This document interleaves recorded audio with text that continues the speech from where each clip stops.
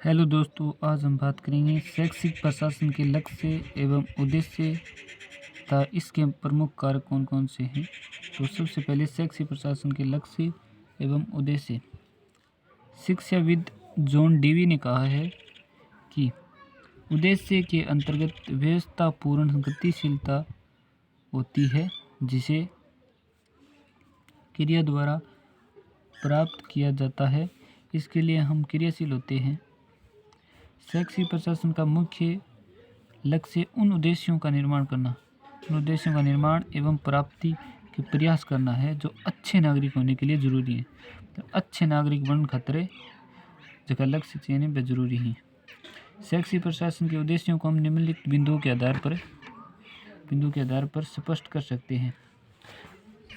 प्रथम बिंदु है कार्य संचालन। शिक्षा से संबंधित कार्यों का सही ढंग से संचालन करना शिक्षा प्रशासन का मुख्य उद्देश्य है। कि शिक्षा से संबंधित कार्यों का सही ढंग से संचालन करना ही प्रमुख उद्देश्य है। इनका क्रियान्वयन लक्ष्यों का क्रियान्वयन करके वांछित लक्ष्य की उपलब्धि प्राप्त की जाती है।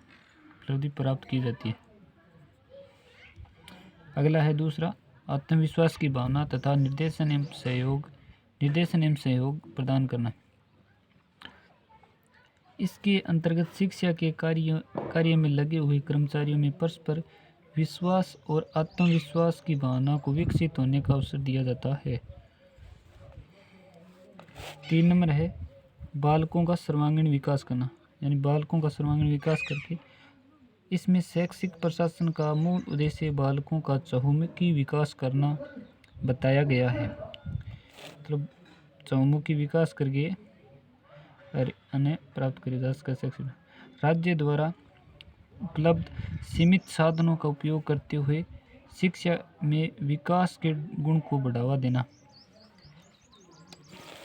अगला है 4 नंबर, शैक्षिक कार्य की जटिलता को सरल बनाना। शैक्षिक प्रशासन का उद्देश्य कार्य में आने वाली कठिनाइयों यानी परेशानियों को दूर करके उसे सरल बनाना भी है जिससे परिश्रम और समय का सही सदुपयोग हो सके।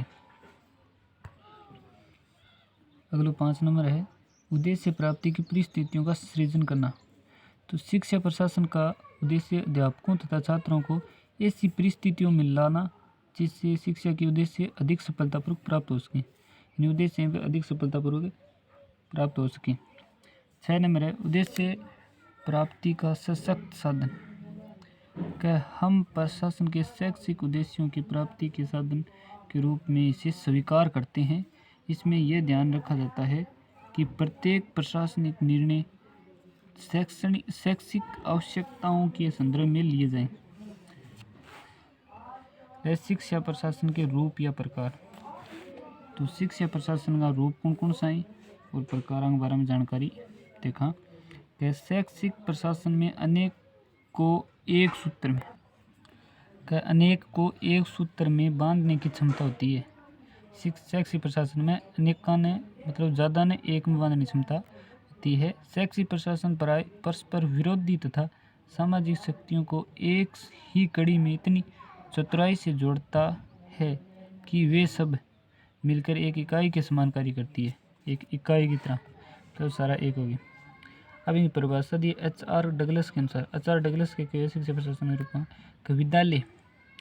विद्यालय यानी वो समाज को अंग है, इसलिए शिक्षा की व्यवस्था समाज के अनुरूप होती है। अतः शिक्षा प्रशासन की इसी प्रकार एक तंत्रात्मक या सर्वहारा तथा प्रजातंत्र रूप में बांटा जा सकता है। एक तंत्रगमा या सर्व सभी के लिए और प्रजा के लिए बांटे जा सकते हैं। अगेंस्ट शैक्षिक प्रशासन की आवश्यकता और कारक क्या देखा कि किसी भी राष्ट्र के प्रशासन की कुशलता का विकास उस राष्ट्र की शिक्षा व्यवस्था से होती है। शिक्षा व्यवस्था की कुशलता शैक्षिक प्रशासन पर निर्भर करती है। अतः शिक्षा प्रशासन की आवश्यकता शिक्षा के उद्देश्यों एवं लक्ष्यों को प्राप्त करने के लिए जरूरी है। इस प्रकार शिक्षा प्रशासन की आवश्यकता निम्नलिखित हैं।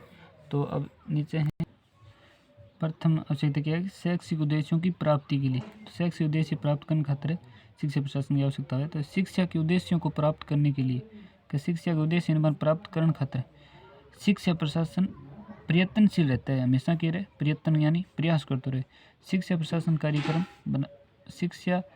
कार्यक्रम बनाता है और निश्चित समय पर उद्देश्यों को प्राप्त करने के लिए उन कार्यक्रमों को लागू करता है, मतलब वह कार्यक्रम जो काम लागू करे।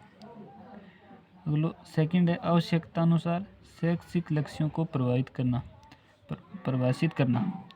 शैक्षिक प्रशासन शिक्षा के उद्देश्यों तथा लक्ष्यों उद्देश्य और लक्ष्यों को व्यक्ति तथा समाज की आवश्यकता तथा उसकी पारंपरिकता के संदर्भ में परिभाषित करता है। अगला थर्ड है समाज के द्वारा दिए गए लक्ष्यों को पहचान करना। समाज का लक्ष्य देना नहीं बाकी पहचान करनी। समाज के दर्शन, रीति रिवाजों, प्रथाओं, आदर्शों, आशा तथा आकांक्षाओं को ध्यान में रखकर शैक्षिक कार्यक्रमों का निर्माण शिक्षा प्रशासन करता है। रिवाज हैं, प्रथाएं बात ध्यान में रखे करे। चौथा है समन्वय तथा नियंत्रण। समन्वय और नियंत्रण क्या करें? समन्वय तथा नियंत्रण से कुशलता विकसित होती है, किसी कार्य में दोहरापन नहीं होता, संघर्ष समाप्त हो जाता है और अपव्यय की संभावना नहीं रहती है। अपव्यय की मतलब कोई गलत व्यय नहीं होगा। साधनों का उपयोग,